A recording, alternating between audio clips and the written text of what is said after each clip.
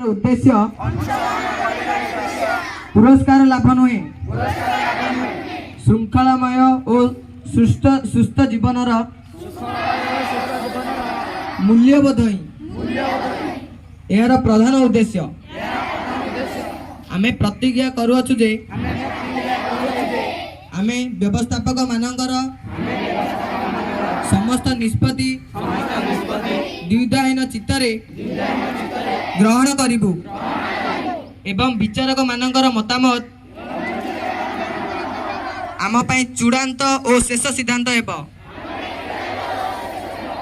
क्रियानुष्ठान रे आईन कानून और श्रृंखला को आमे माने सहज भाव में ग्रहण करी तद अनुसार कार्य करिचु।